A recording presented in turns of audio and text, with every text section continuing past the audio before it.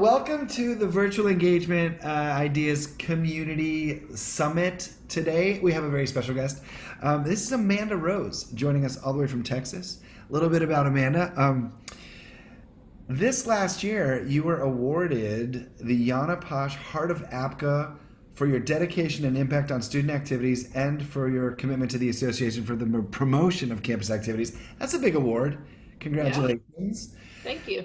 You are also the advisor to the student government. You are certified True Colors personality assessment trainer and bringing in the bystander.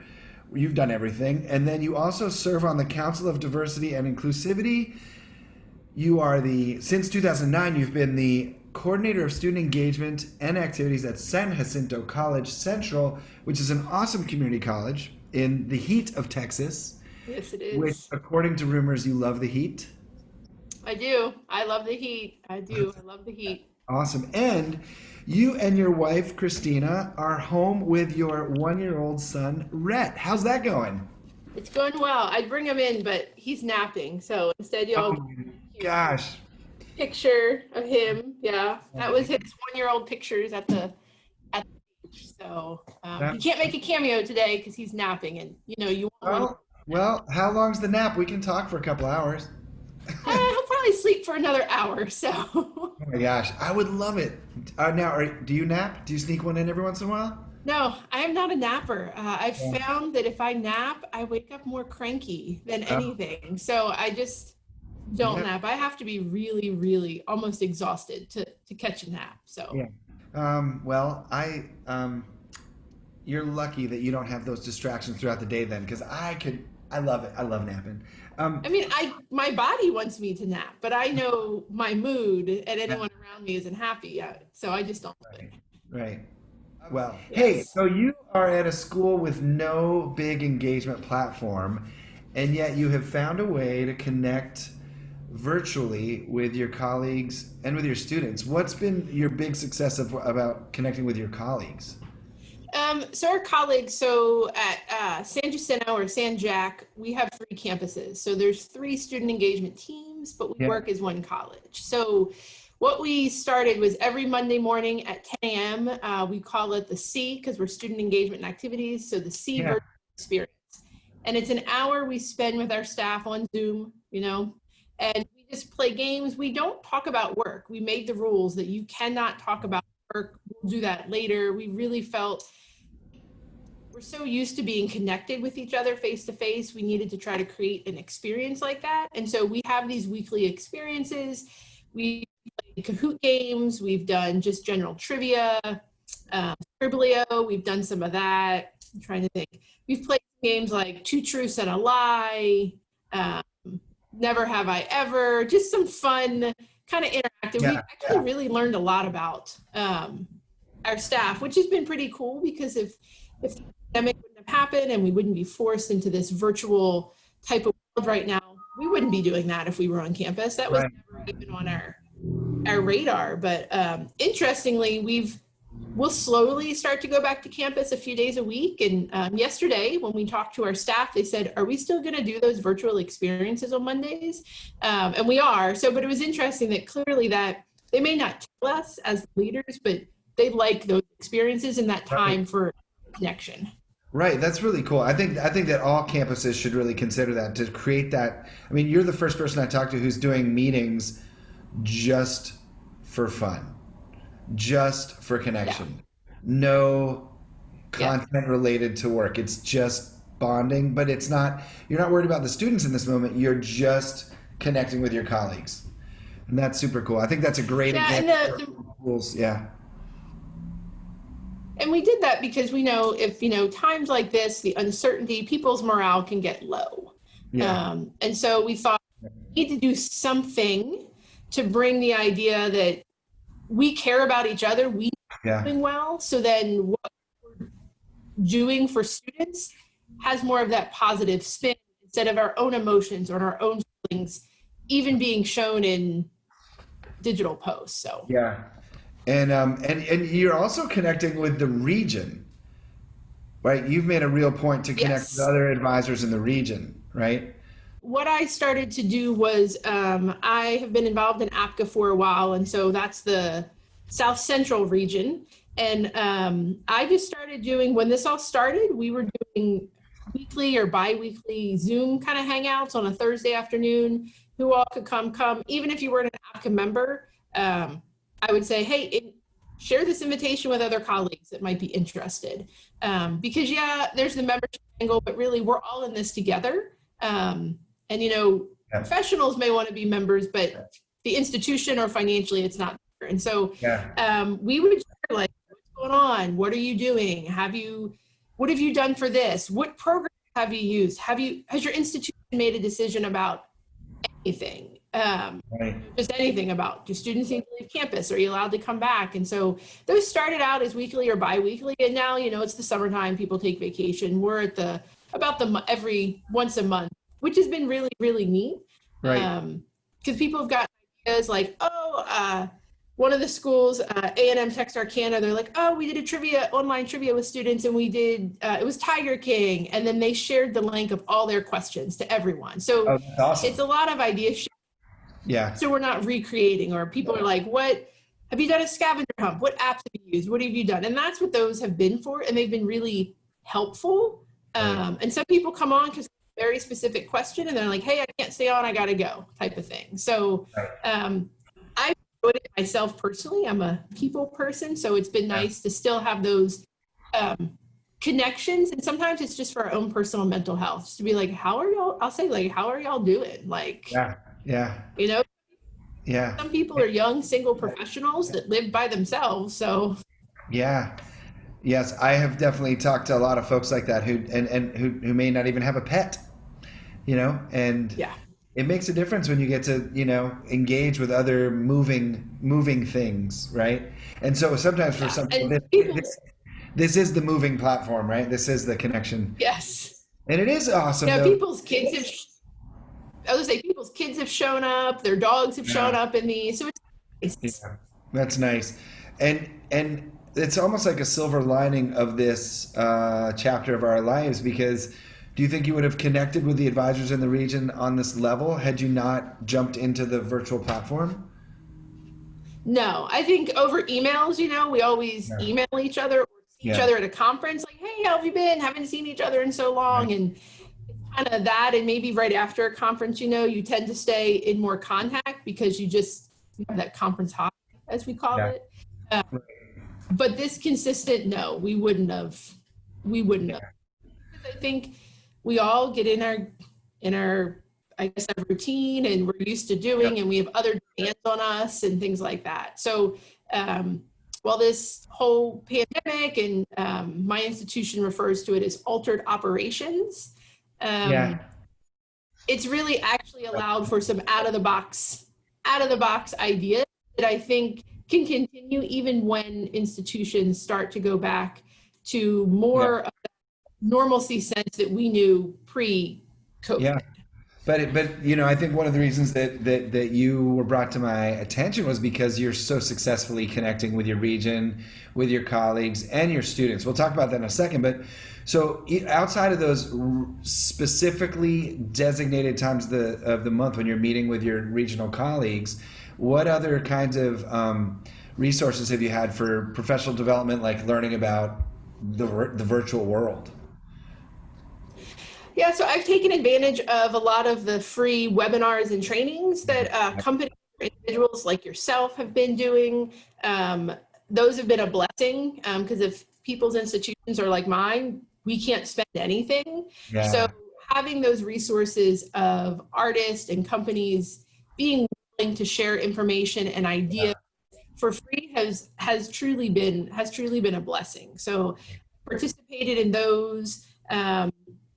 There are a lot of them, so we share them amongst our colleagues. So all of us aren't sitting on the same webinar. It's like, hey, you go to one, I'll take care of this one, and then we share that information. Yeah. Also, honestly, I've done more article reading than I've probably ever done, just about how to virtually program, what are the struggles our students are going to be facing, just for myself to increase my knowledge. Since as a community college, we don't have an online engagement platform.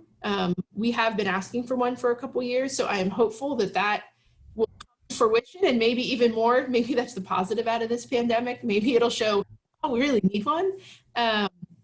So how can you still create that engagement for students where we don't have a one-stop shop? You know, we use Blackboard as our learning platform. So we have a page on that, but there are a lot of limitations to what can be done within that platform. So we've heavily relied on social media to get information out there and try to create those connection with students.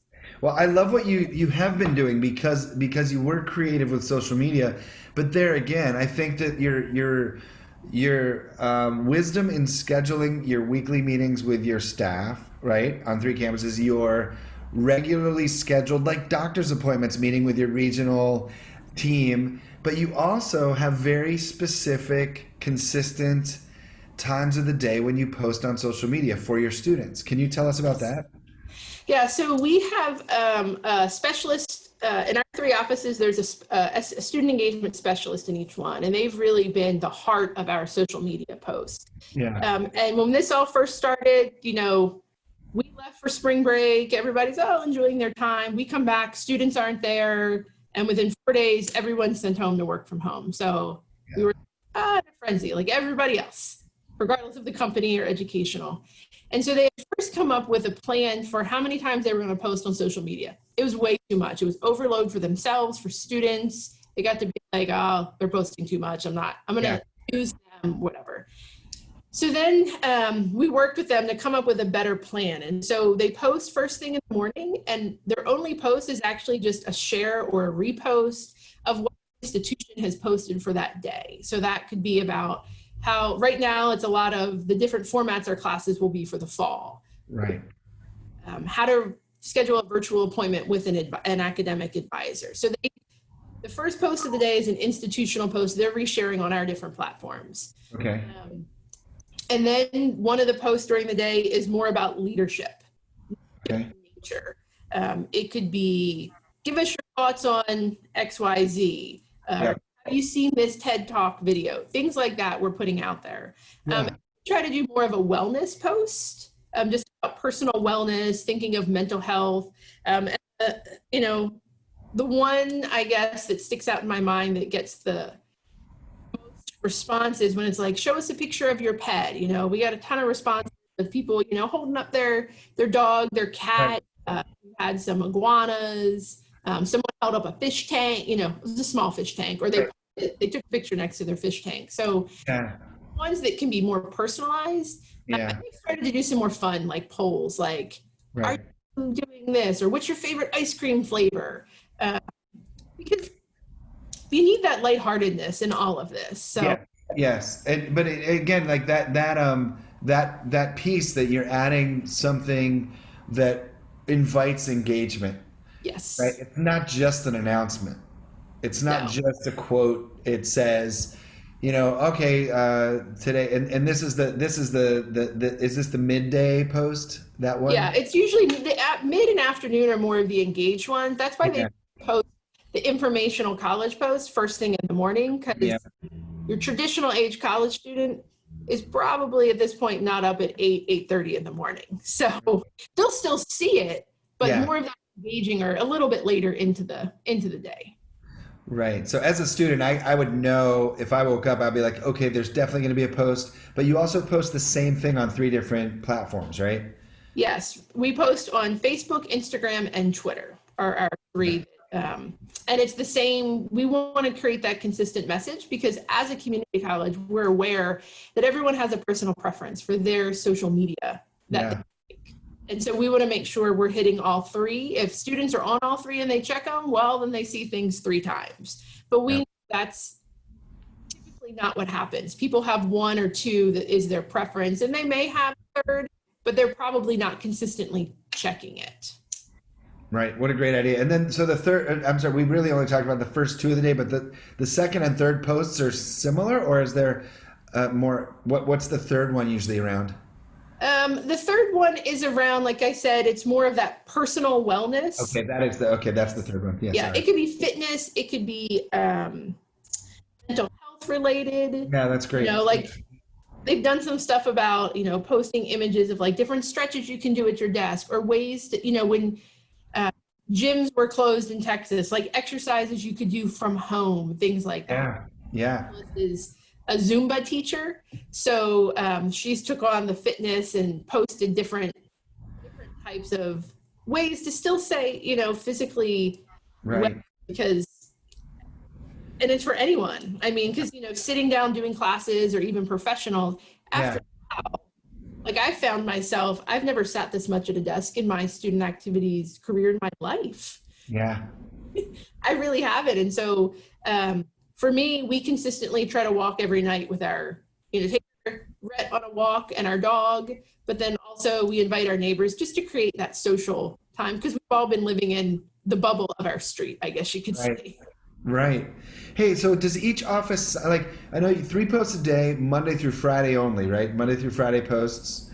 Yeah, and if there's something super important that comes out from the college, typically over a weekend, we'll post that. And I will say, if in the middle of the day, the college, there's a super important post, like a deadline has changed or something, that'll just be one of those extra, they'll go ahead and repost it. Yeah. So, and can other offices and clubs, can a club sign up for, we want to post something at noon on Thursday.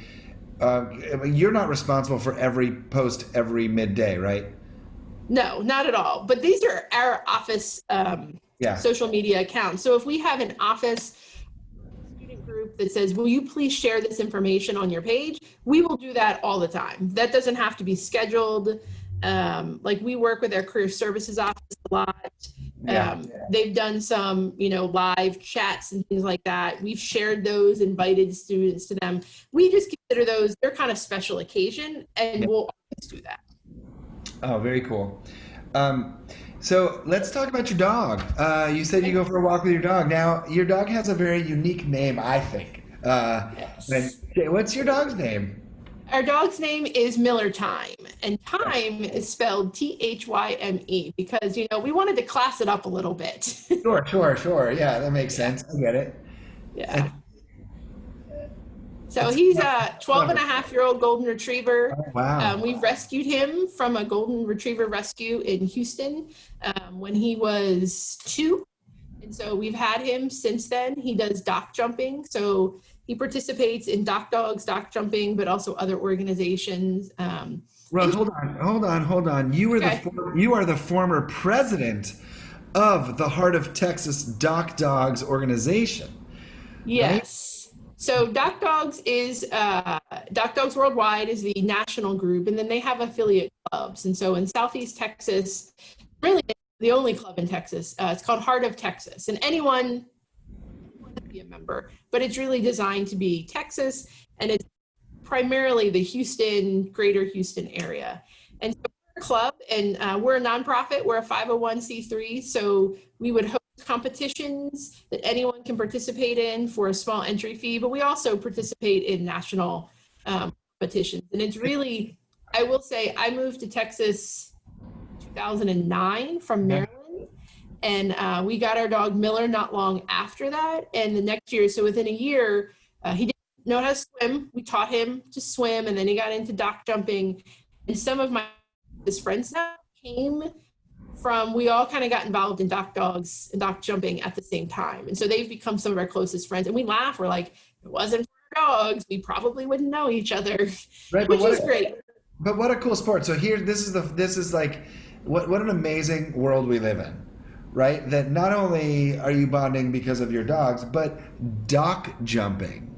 Yes. Right? There's dock jumping. People, if you don't know what it is, you can go to YouTube and do dock jumping, dock dogs. But on David Letterman, when we still had the David Letterman show, arena, usually 1 or 2 nights a year, he would do a special thing.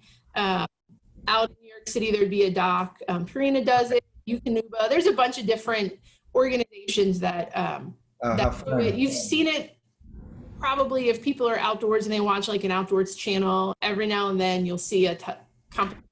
They run down a dock and they're jumping to go after a ball, a bumper, or something. Right. All right. And so dogs learn to not only leap great distances, but do they pose? Do some dogs like do you get extra points for dog poses? You don't get extra points. It's all about distance, but I'll say my dog, he just wants to get in the water and he loves tennis balls. So he doesn't jump up. He jumps more flat, which is perfectly fine. It doesn't matter. But there are some dogs who, truly, so you talk about the poses and like, Yeah. when they jump up and they're super stretched out and they catch their bumper or their ball in the air. So Wow. my dog is not one of them. He's just like, oh, tennis ball, I want it. So, which is fine. We do it for fun. It's brought a lot of camaraderie and getting to know people. Sure. And just fun with our dog. Definitely fun with our dog. Like that our son loves our dog and our dog loves him until he's. I bet. I mean, no, I'm still curious about the dogs because I have two dogs, but they're little. Well, one's 22 pounds and one's 35 pounds. Are there different categories of dog jumping? Yes, there are different based on the distance you go. It's novice, junior, senior, master, elite, super elite. My dog jumped anything past the senior division, but any size dog can participate. They just have to jump off the dock on their own. People can't push them in, throw them in. So, I mean, we've seen dogs out and they literally are so excited, but they're scared because dogs don't have a great depth perception into the water. Okay. All right. And they're hanging over the edge of the dock and it's a jump, kind of a fall in their first couple of times. They still get a recorded score. It's usually about 6 to 8 inches. It's a recorded score. So little dogs aren't competing against a dog that's jumping like 20, 25 feet. So. Right. I'm going to look this up because I think my children would love this. Yes. It's been fun. And so when I served as president, I really enjoyed it. And I noticed I brought some of my own professional characteristics about when we run our annual meeting, keeping it on target and things like that. For people who are not used to that, right? Growing pain at first, there was still humor in it and lightheartedness, but I'd be like, hey, let's get all this business taken care of. We are a 501c3, so we got to do certain things. Let's get that taken care of, and then we can just sit and chit chat and have a good time. So that's awesome. So much fun. You and I not only have dogs and children, we also are very much fans of the artist Pink.